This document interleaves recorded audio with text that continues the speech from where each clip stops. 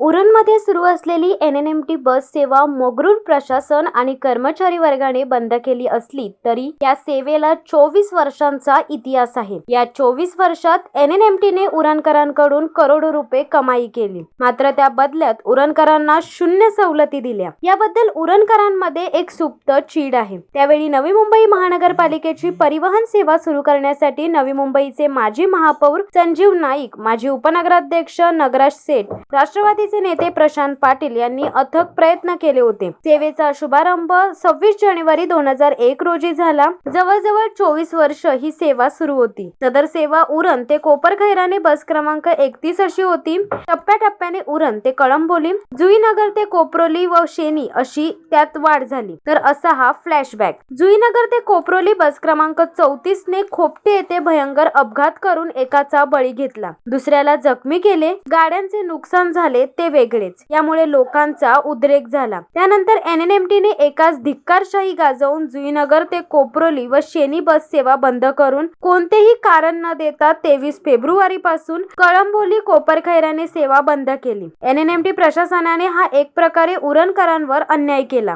NNMT ने बस सेवा बंद केली म्हणून उरणकर एकमेकांच्या मदतीला धावून आले असून प्रवाशांना दुचाकी, 3 चाकी, 4 चाकी वाहनवाले मदत करीत आहेत। दरम्यान उरणमधील मार्क्सवादी कम्युनिस्ट पक्षाने 26 फेब्रुवारी 2023 रोजी उरण चारफाटा येथे NNMT प्रशासनाविरोधात आंदोलन केले। NNMT ने खोपटे येथे केलेल्या अपघातातील मृत आणि जखमींना नुकसान भरपाई म्हणून मदत करावी, तसेच बंद केलेल्या गाड्या सुरू कराव्यात अशी मागणी केली। तर उरण तालुका मराठी पत्रकार संघाचे अध्यक्ष घनश्याम कडू यांनी पत्रकार संघाच्या वतीने निवेदन देऊन NNMT बस सेवा सुरू करण्याची मागणी केली आहे।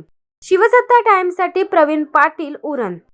दे धडक बेधडक वृत्त देणाऱ्या आपल्या शिवसत्ता टाइम्स न्यूज चॅनलला लाल बटन दाबून सबस्क्राईब करा आणि बेल आयकॉनला क्लिक करायला विसरू नका।